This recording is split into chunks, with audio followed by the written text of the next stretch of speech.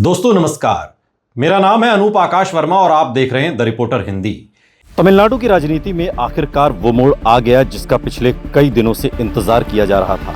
अभिनेता से राजनेता बने थलपति विजय की पार्टी तमिलिगा वेट्री कजगम के लिए सरकार गठन का रास्ता अब लगभग साफ हो गया है। चुनाव परिणाम आने के बाद जो राजनीतिक असमंजस और संवैधानिक अनिश्चितता दिखाई दे रही थी वो अब धीरे धीरे खत्म होती जा रही है। सीपीआई, सीपीएम और वीसीके ने औपचारिक रूप से टीवीके को समर्थन देने का फैसला कर लिया है, जिसके बाद विजय के नेतृत्व वाले गठबंधन ने बहुमत का आंकड़ा पार कर लिया। टीवीके के पास पहले से 108 सीटें थीं और कांग्रेस के 5 विधायकों के समर्थन के बाद ये संख्या 113 पहुंच गई थी। अब सीपीआई, सीपीएम और वीसीके के कुल 6 विधायक भी विजय के साथ आ गए हैं, जिससे गठबंधन 119 के आंकड़े तक पहुंच गया है, जो 234 सदस्यीय तमिलनाडु विधानसभा में बहुमत के लिए जरूरी 118 सीटों से एक अधिक है।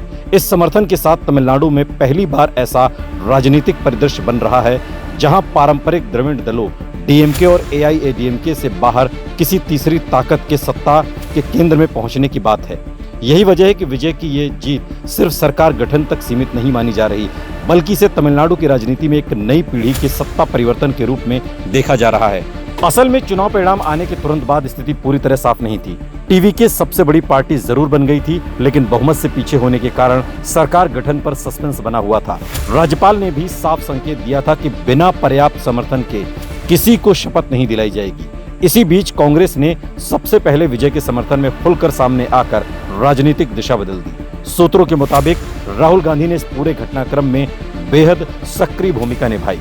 कांग्रेस नेतृत्व ने शुरुआत से ये समझ लिया कि अगर तमिलनाडु में टीवीके को सत्ता तक पहुंचाने दिया जाता है तो बीजेपी और राज्यपाल की संभावित रणनीतियों को रोका जा सकता है। कांग्रेस को यह भी समझ आ गया कि जनादेश स्पष्ट रूप से बदलाव के पक्ष में है और अगर सबसे बड़ी पार्टी को समर्थन नहीं दिया गया तो जनता के बीच इसका नकारात्मक संदेश जाएगा। राहुल गांधी ने अपने वरिष्ठ नेताओं के साथ लगातार बैठकें की और तमिलनाडु कांग्रेस को निर्देश दिया कि जनादेश का सम्मान करके सबसे बड़ा मुद्दा यही होना चाहिए। इसके बाद कांग्रेस ने बिना ज्यादा शर्त रखे टीवीके को समर्थन देने का ऐलान कर दिया। राजनीतिक विश्लेषकों का मानना है कि यही वो क्षण था जहां से तमिलनाडु की सत्ता का पूरा समीकरण बदलना शुरू हुआ। कांग्रेस के समर्थन ने सिर्फ संख्या नहीं बढ़ाई, बल्कि विजय को राजनीतिक वैधता भी दी।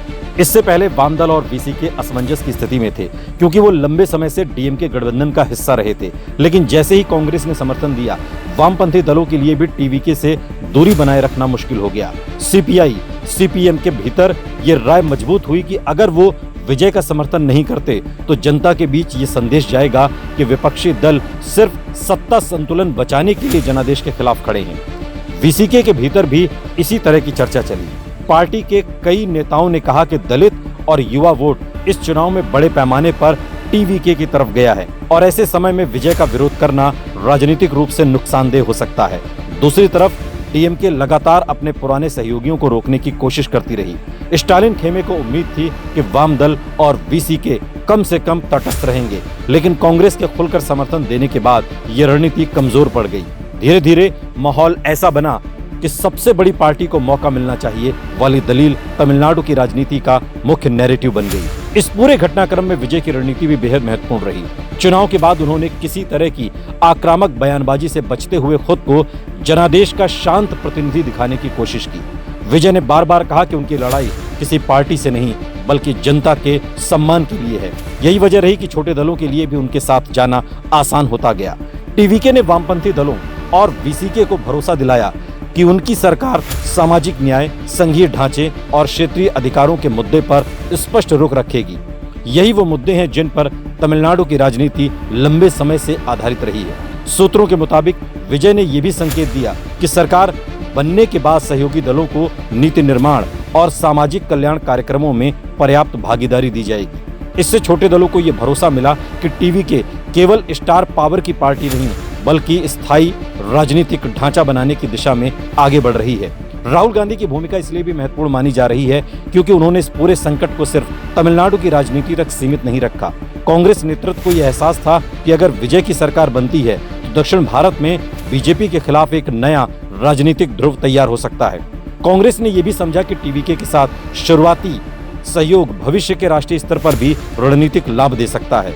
यही कारण है कि कांग्रेस ने तमिलनाडु में किंगमेकर की भूमिका निभाई। राजनीतिक हलकों में चर्चा है कि राहुल गांधी ने व्यक्तिगत स्तर पर भी कई क्षेत्रीय नेताओं से बातचीत की और ये संदेश देने की कोशिश की कि विजय को समर्थन देना लोकतांत्रिक स्थिरता के लिए जरूरी है। इसके बाद धीरे धीरे छोटे दलों का झुकाव टीवीके की ओर बढ़ता गया। सीपीआई, सीपीएम और वीसीके ने अंततः ये फैसला किया कि वो बीजेपी समर्थित किसी भी संभावित अस्थिरता की राजनीति का हिस्सा नहीं बनना चाहते और जनादेश के पक्ष में खड़े रहेंगे। अब जब बहुमत का आंकड़ा पूरा हो चुका है तो तमिलनाडु में थलपति विजय के मुख्यमंत्री बनने का रास्ता लगभग साफ माना जा रहा है। राज्यपाल पर अब दबाव बढ़ गया है कि वो सबसे बड़े गठबंधन को सरकार बनाने के लिए आमंत्रित करें।